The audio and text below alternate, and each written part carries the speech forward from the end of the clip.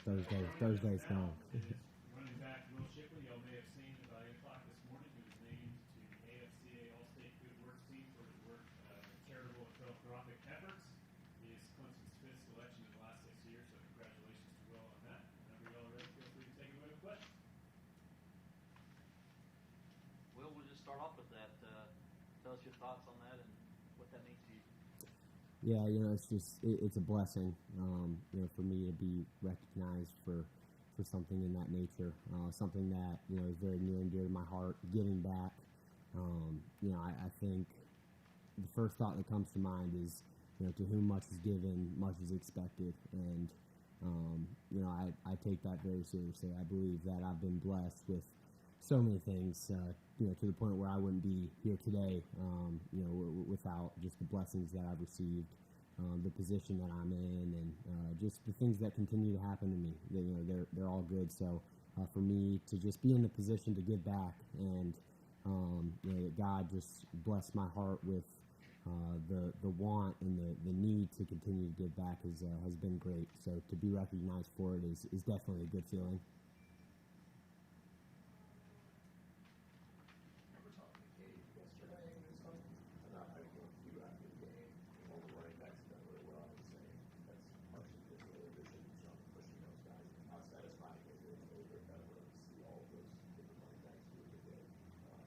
Yeah, it's great. I'd be lying to you if I said it surprised me. Every guy in that room has worked their tail off, and I remember that conversation with Cade. It's a good feeling to be told by somebody else that you're doing a good job sometimes, especially when it comes from your quarterback. Just people kind of taking notice of the leadership, and I understand that you probably wouldn't. Read about my leadership style and books or something to follow, but I believe in how I do it. I believe God blessed me with a vision on how to be a leader. So just to know that I've pushed those guys as far as I can push them. I've done as much as I can, and I'll continue to do that. So to see them reap just all the success of all the work that they've put in and everything they've done. Is great to see, especially kind of as the leader of the group. You love seeing everybody under you thrive, and get the recognition that they all deserve as well. You talked about that it can be hard on guys to the point that sometimes they're not even getting why you're being so hard on them. So in what ways are you really hard on these guys? Mm-hmm.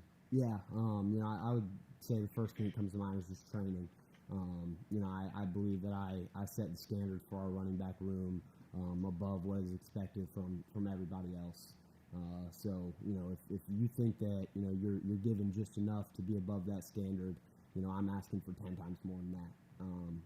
And I wouldn't ask for that if I wasn't holding myself to that as well. So just pushing them in that way, and also just understanding that we as a room have an image. Not only around the facility, but around campus, and just from the public perception as well. And I want them to understand they need to carry that and carry that weight to the best of their ability. And nobody's going to be perfect, including myself. But you have brothers and people that you're also representing. So just holding them to that standard, on and off the field, which I believe is very hard to attain, but I think it's better in them at the end of the day. Cade, I've heard sorry, I was calling Cade. Will, you've talked. You look similar. It's just you guys look so much alike. Yeah. It's the facial hair. You have come in here multiple times now, and you continue to say that your leadership style might not be for everybody, and you kind of put down your leader, but I have never once, past or present player, heard anybody say anything remotely negative about you. Where did somebody somewhere tell you were too intense? Did somebody, where does that come from? Because seriously, every single person has nothing but praise and celebration for who you are. Well, I appreciate that, first of all. That means a lot to me. Yeah, but I think it just comes from me, myself, being a perfectionist and always, kind of just not thinking that I'm ever going to reach that, right? And knowing that as a leader, I look back at situations and always critique myself and things that I could have done just the same way that I do with my play on the field and, my relationships, everything that I do, I just want to be perfect and, it's unattainable. But, I'm just, I'm my biggest critic, and I think it'll always be that way. But I think that's why I've been successful up to this point because, nothing's really ever enough for me. I never sit back and just appreciate, which is also, a kind of a con of how I, live my life and my lifestyle. But, I'd rather it be that way than, be too easy on myself and appreciate things too much and not be as successful. Is there a person, an ideal, is somebody that that this perfection is coming from, that you have as like this image that you are seeking, or is this a puzzle piece of, just an amalgamation of everything throughout your life, of other people? Yeah, I think it's a little bit of everything. I don't want this to be taken the wrong way at all, but, I think I would say my dad, my father, I try to make him as proud as I can in every situation and trying not to get emotional, but he's just done so much for me. So I think every single day that's kind of the weight that I carry, just trying to make him happy. Coach, when he says this offense is close, do you think if you get rid of you're never going to play perfect? Do you think you get rid of those, as he calls it, the big mistakes that this offense is getting ready to take off a little bit? Yes, yeah, no doubt. Coach Sweeney has kind of been saying it the past couple of days, the last week and this week, just that our good is really good, but our bad has been, terrible up to this point, and that's what we can't do. We've got to have our good to be really great and our bad to just be, kind of bad, right? So you got to continue to cut down on the turnovers. As a team, I think he said it yesterday, like our past 9 games, we've lost the turnover margin 8 out of 9 times. I mean, you can't expect to win football games turning the ball over. So, yeah, I think we just got to continue to emphasize that and just know that that's how teams level out. We've got some of the best talent on a team across the country, and I truly believe that. But when we start turning the ball over, that level kind of begins to even out for teams and make it a lot easier on them. So, yeah, just got to continue to not make the bad really bad. Cade said he made a couple of one-minute plays. He had his body language never changed. Sometimes we don't see that in college athletics. What's it like when he's tight? It's just hard to get him down. It's special, yeah. It's just, it's the Holy Spirit within him. I mean, it shines in everything that he does. And like you said, it's hard to get that kid down. Whether he makes a couple boneheaded decisions or things aren't going his way, he's always going to have a smile on his face, and you just see the determination. He always wants to get better and always wants to, just do the right thing. So when he's not doing that, you know that he's going to critique himself and get himself in the right position to do so. Hey, Will. Chase Justice with the WIFF News 4 in Greenville. You and Phil are having a great start to the season. Are there any specific areas you guys are still looking to kind of try to improve as the season progresses? Yeah, I think you can never be as good as you want to be. So going back, looking at the film, just playing faster, seeing things before they come. I know for me personally, pass protection, just continuing to get better at that, to just let Cade know that he's always going to be protected back there. He's not scrambling around. So, yeah, just communication, as we continue to progress and get into our 2-back set that y'all have seen a good amount of the past 2 weeks. Just continuing to, improve conditioning, knowing that we're not going to get as much break if only one is on the field. So I would say definitely a lot of different areas. We've shined in the first 2 weeks. I think there's no doubt about that. But there's also a lot of places that, we can continue to get better and continue to help this offense grow. Mm-hmm. And building off that, talking about that 2-back set that you brought up, what's it like playing on the field with another running back that is as talented as Phil at the same time? Oh, it makes my job a lot easier. You know, they can't just focus on one of us. Now they got to focus on both of us. So, you know, when he's not getting the ball and I'm getting it, things are just open. You know, holes are there for longer time. And, you know, like I said, it just makes it a lot easier. And I think it does the same for him. And then from a bigger picture, you know, it opens up other lanes and other, you know, passing opportunities, things for Cade as well. It kind of slows the game down for him. So, you know, I love the direction, you know, that personnel is going. And I think it's going to be special moving down the road and going to play a big part in our success.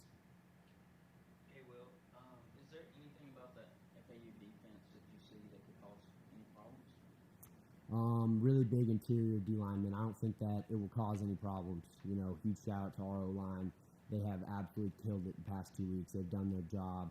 We've had a lot of different guys in there.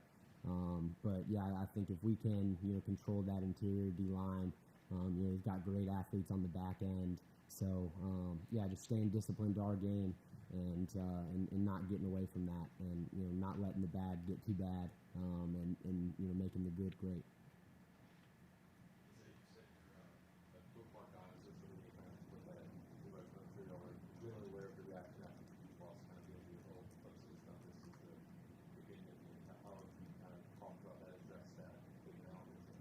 Yeah, you know, I think it's going to be a hell of a story, right?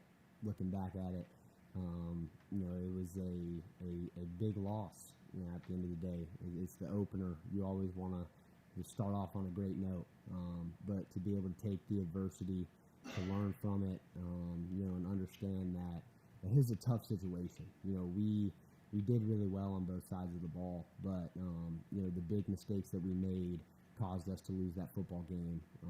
So, you know, I think that, you know, my mindset towards it and the team's mindset towards it is that it's gonna make one hell of a story at the end of the day if we capitalize off of it like we should. Well, we just had Peter Woods in here and he talked about how he throws people down. What have you seen from him from the other side of the ball, and have you been thrown down by Peter Woods?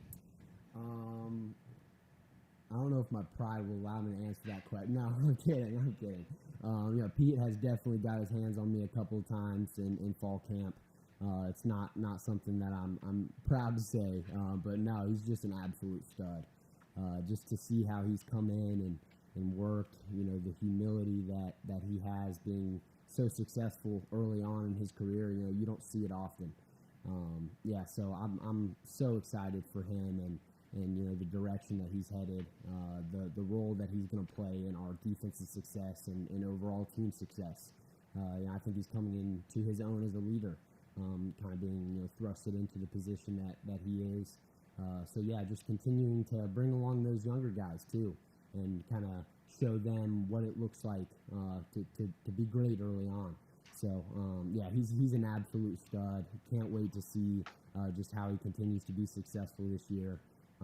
But not happy to say that, yeah, he's thrown me down a couple of times. G-Money there a little bit ago. Yep. How he's kind of a different kind of a cat. He's, you know, kind of self-contained, self-assured, quiet at a time. What's it like watching him and Cade together? Like, kind of the bouncing puppy, which is the guy that's really cool. What's that like watching them kind of play off of each other? Yeah, it's been great.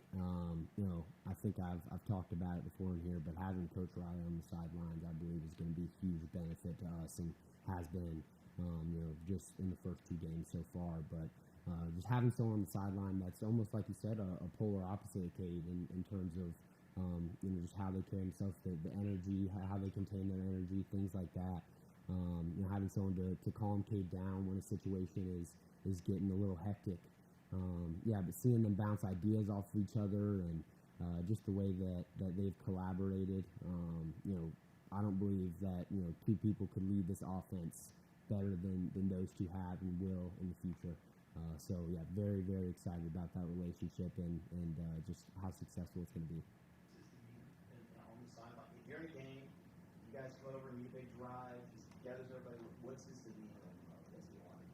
Yeah, you know, I would say after a big drive, you definitely see the excitement, which is very important.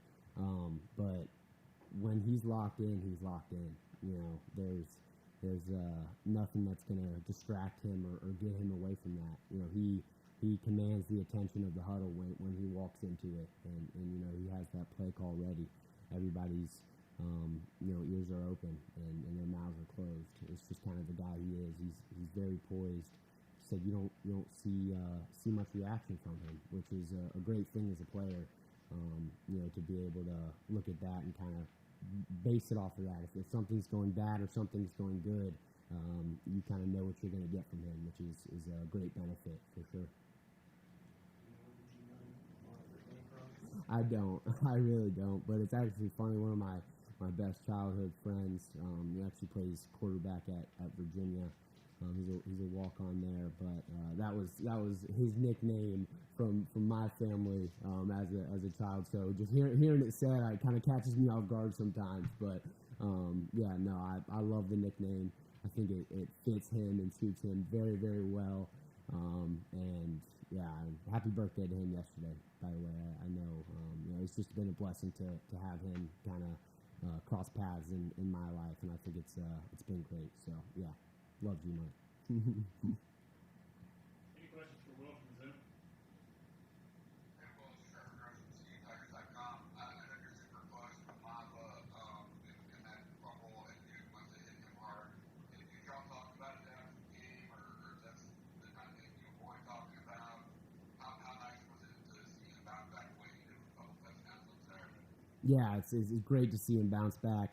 You know, I think it's his first 2 touchdown game in his career here. So just to see him, you know, not be bothered by it, to move on and go to the next, just kind of embodies who he is as a person, as a football player. You know, spending the last 3 years with him have made me a better person. And you know, we definitely get into those conversations. You know, just being so personal and so connected. You know, but like I said, he's put it behind him. It's something that we have to continue to emphasize as an offense. You know, as running backs, it's always the guy you don't see. It's going to be unexpected. So just putting yourself in those situations during practice, and you know, something that we're continuing to do and going to continue to do is just emphasize ball security. But yeah, to see him bounce back the way he did, and the way he's going to here in the next couple of games and down the road is great. Well, I was just curious, what do you look at when you're self-evaluating, when you're, you know, looking over the last game? What's the stat that you look to measure success? Is it carries, yards per carry, getting into the end zone? Like, how do you self-evaluate your performance? Yeah, I wouldn't say that there's a particular stat that I would look at. You know, I know yards per carry probably does the best for me in terms of just knowing, especially if you don't have any huge outliers, like, you know, a big run or anything of that nature. So I would say the film really, you know, does all the telling for me. You know, looking back at it, first play of the game, I missed a huge opportunity. We fitted up great. Tristan Lee did his job, got the backer, and just didn't show enough patience. John was maybe rushing a little too fast. First game in Death Valley, but yeah, the film is the biggest thing for me. Going back and just critiquing and breaking everything down, knowing what opportunities I missed, how I could have done better, and you know what I can continue to do great out there. Well, all right. Thank you, Will. Awesome. Thank you guys so much.